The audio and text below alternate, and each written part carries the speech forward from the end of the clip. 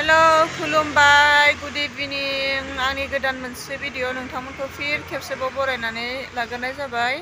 आसा खालामो नोंथांमोनहा गासिबो मोजाङैनो दङ। ओमफ्राय आंबो दा एसे मोजाङै दङ आरोना। दिनै मेडिकेलाव थांदोंमोन। ओमफ्राय मेडिकेलाव थांदोंबाबो आं नोंथांमोननि ब्लग्सखौ लाबोनो हायासै मानो होनबा बहुत बिहिर। ओमफ्राय थांनानै ब्लग्स लानो टाइमखौनो मोनखायासै आरोखि। खिन्थु ओमफ्राय लानो मोनगोन ना मोना बेफोरखौबो मिथिया आरोखि। ओमफ्राय नोंथांमोननि सिगाङावथ' मा खोन्थानो माने सिगाङावनो आं खोन्थाखादोंना जे हस्टेला बिराद गिदिर बिराद माबा आरो स्टेन्डार्ड साफा बेबायदि आरोना। ओमफ्राय सिङाव हाबना नायबाथ' जेनेबा फाइभ स्टार हटेला माबायदि जायो बेखौथ' जों मिथिला। खिन्थु हस्टेल सिङाव हाबबाथाय आङो 5 स्टार हटेलफोर बायदि मोनो आरोखि ना आंनि गोसोजों। खिन्थु आंनि साननायसो आरोखि ना बेयो। खिन्थु बिराद स्टेन्डार्डखा नोंथांमोनहा फैयोबा मोनथिगोन। आरो जायफोर बिथांमोनहा नुदों बा सिङाव हाबनानै नायबाय बेथ' बिसोरो बिथांमोनहा मिथिगौ जागोन सिङाव माबायदि आरो मा सिस्टेमनि फेसिलिटि दङ।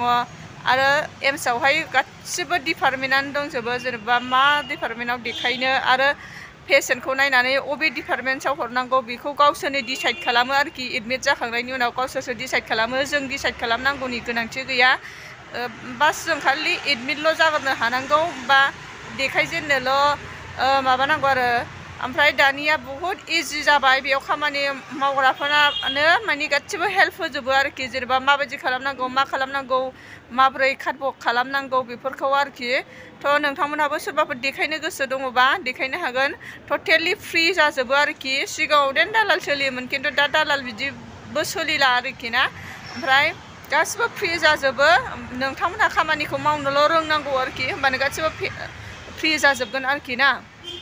आरो नोंथांमोननि सिगाङाव आं दिनै मोनसे मोजांथार खोथा शेयार खालामनो होननानै लाना फैदों।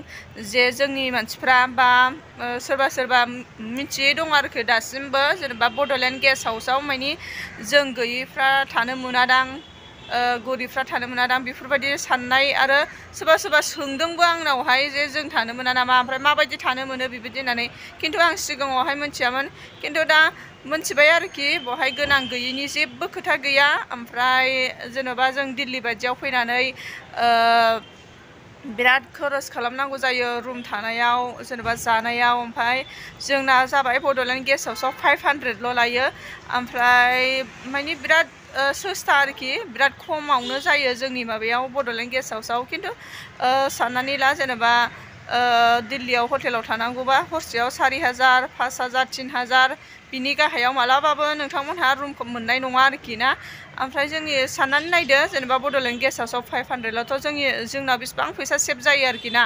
थ' नोंथांमोनहाबो सोरबाफोर बेफोरबायदि खाबुखौ लानो रोङाखैबा मालाबा दिल्लीफ्राव फैनायाव नोंथांमोनहा बिदि खाबुखौ लानो रोङाखैबा थ' एबारनिफ्राय लादो। मानो होनबा नोंथांमोननो आं फोरमायनानै होबाय जे दा रुम बुक खालामनो थाखाय बिराद इजि आरोखि ना। थ' नोंसोरो डाइरेक्टली कन्टेक्ट खालामनानै सोंहरनो हागोन। जुदि रुमा दङबा नोंथांमोनहा रुमखौ मोनखागोन आरोखि ना। मोनालासिनो बेबायदि थानाय नङा आरोखि ना। रुमा जुदि दङबा नोंसोरो मानि नोंथांमोनहा रुमखौ मोनगोन। ओमफ्राय जुदि गैयाबाथ' गैया। मानो होनबा दा रुमाबो एभेलेबल नङा आरो। मानो होनबा खामानि मावगासिनो दं गोजौआव बिदिनो रिपेयारिं खालामगासिनो, बबेखौबा रुम कालार होगासिनो बेफोरबायदि आरोखि ना। ओमफ्राय जोंना बड'लेण्ड गेस्ट हाउसआ दिल्लीयावहाय मोननै दङ। मोनसेया जाबाय दुवारिखायाव, ओमफ्राय मोनसेया कैलाश कल'नि A29 आव आरोखि ना। थ' नोंथांमोनहा जुदि सोरबाफोर दिल्लीयाव फैनोबा मानि जुदि खम बेसेनावनो रुम नांगौबा बेबो मोजां रुम दे। बड'लेण्ड गेस्ट हाउसआबो मोजां रुमफोरा। ओमफ्राय नोंसोरो सिगाङावनो फैनायनि सिगां रुमखौ बुक खालामग्रोनांगोन। ओमफ्राय रुम बुक खालामनाया जाहैबाय नेटआव नायनानै नोंथांमोना फन नाम्बारखौ बहरनानै लादो। ओमफ्राय फन खालामदो आरोखि ना। ओमफ्राय जोंहा स्टुडेन्ट ओमफ्राय पेसेन्टनि थाखायथ' मानि बिराद मोजां सुबिदासिन आरोखि ना। मानि थाबैनो रुमा जुदि दङबा डाइरेक्ट बुक जाखायो आरोखि ना। थ' पेसेन्ट ओमफ्राय स्टुडेन्टनि थाखायबा। ओमफ्रायथ' नोंथांमोनहाबो दिनैसिमबो बे खाबुखौ लानो रोङाखैबा थाबैनो जुदि लानो रोङाखैबा नेक्स्ट बारनिफ्राय नोंथांमोनहा लाबानो जाबाय। बे जों बयनिबो थाखाय जेनेबा गोनां गैयैनि खोथा गैया आरोखि ना। सोरबा सोरबा सोङोमोन गैयैफ्रा मोननाय नङादां मालाय माहाजोनफ्राल' थायोदां बेफोरबायदिबो खोथा आंनावबो मेरला मानसिफ्रा सोंदोंमोन आरोखि। थ' बिदि नङा आरोखि ना, गोनां गैयै जेबो माबा फाराग गैया। जिखुनु नोंथांमोनहाबो मा होनोमोनलाय जुदि थानो दिल्लीफ्राव फैनानै जुदि एसे गोबाव सम जुदि थानांगौबा खम खरसावनो नोंथांमोनहा दिल्ली बड'लेण्ड गेस्ट हाउसआव थानो हागोन आरोखि ना। ओमफ्राय नोंथांमोननो आङो गोजौआव थांनानै देखायहैनोसै दसे। आङो जि लायनो थांनो नागिरदों, गोजौआवहाय जि लामदों माबायदि नुयो। ओमफ्राय नै आं नोंथांमोननो देखायनोसै बे साइडखौ। नै जोंना बर'नि बिफा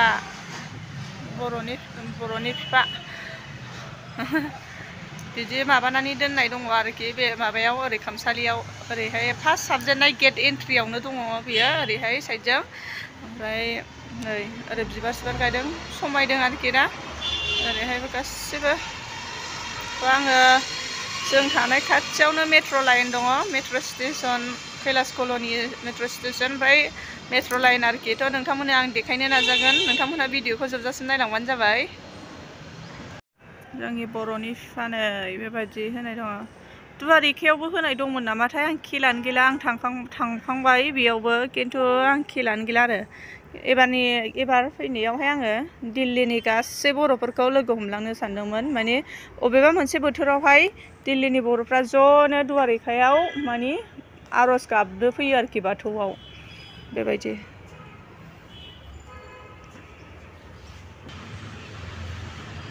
सारि सारि फुल समायदों नै। सौदावलाय लांबायसो आंहा।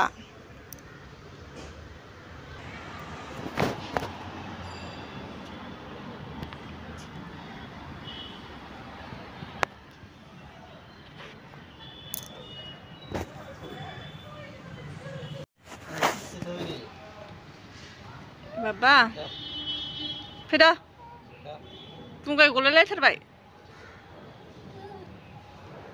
जादों नामासि? जादों बुंगाया फुवार।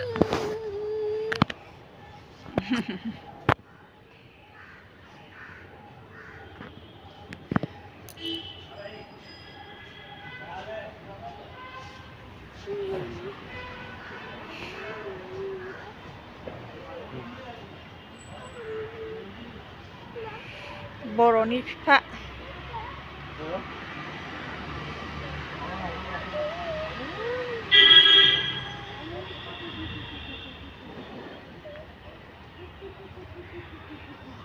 मोजांखौनो नुवा, खोमसिसो नुबा बोथोरानो दासान्दि बिदि जागासिनो दं।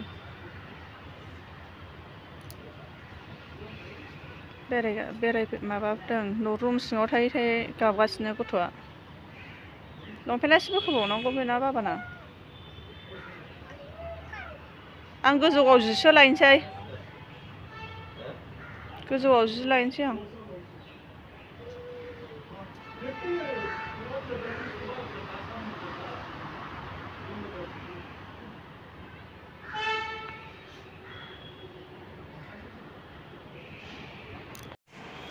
गोजौआव फैबाय आं जि लांनो।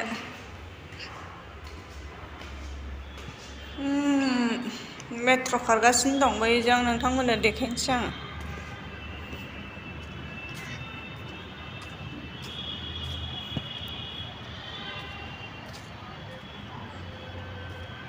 मेट्र' लाखिनानै दङ नैबे जों थानाय बिल्डिं, बै मोनसे नेक्स्ट माबायानो मेट्र' लाइन आरोखि ना।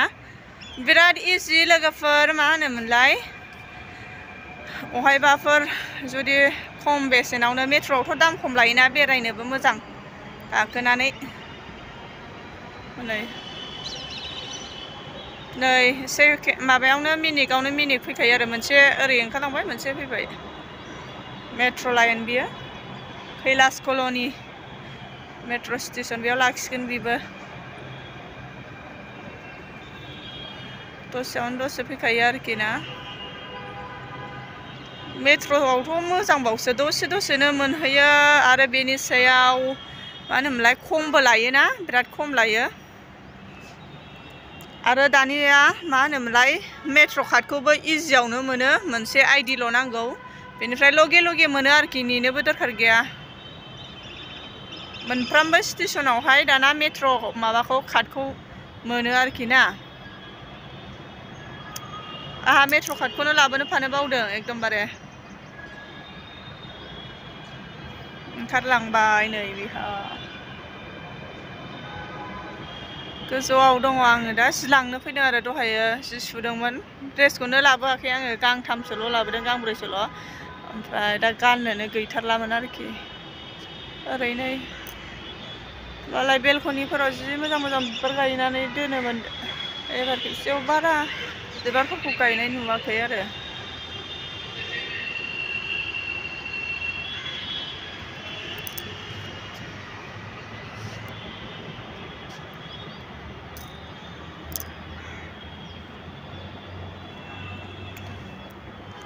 अबे मोनसेयाव थायोबा नोंथांमोननि थाखाय खामानिया सुबिदासिन जायो बेयाव नायनानै माबानो हागोन आरो थानो हागोन नोंथांमोनहा दुवारिखायावबो मेट्र' लाइन दङ मेट्र'जोंनो माबानो हायो थांलाय फैलाय खालामनो हायो बिराद मोजां ओमफ्राय आंहा दा माबा फिसाला दं नालाय ओंखायनो आं मेट्र'जों माबायाखै आरोखि थांलाय फैलाय खालामाखै एसे फिसाला गोनांखाय एसे खस्थ' जागोन साननानै नङाबाथ' बेसेबांबाल' लायोदां 30 थाखा ना बेसेबांबाल' लायो खोमा दा 30 थाखाबो लाबावादां जों 100-100नि थांलाय फैलाय खालामगासिनो दं थांलाय फैलाय 200 थाङो सानसेयाव दा ओमफ्राय मेट्र'जों थांबा नोङो एथबां थाङा आरोखि ना मेट्र'जों थांबाथाय एसे खमावनो थांथारो बेनो आरोखि ना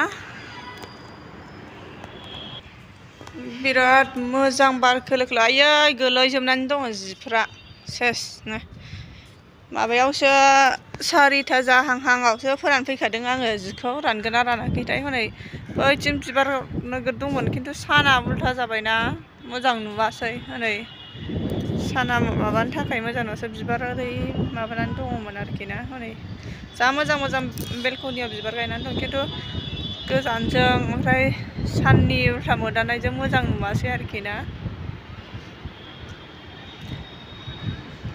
थ' लोगोफोर आङो दिनैनि भिडिअखौ बेयावनो दोनथ'नोसै थ' थेंक इउ आंखौ जेब्लाबो सापर्ट होनायनि थाखाय आरो आंनि भिडिअखौ जोबजासिम नायनायनि थाखाय बाय बाय लाभ इउ अल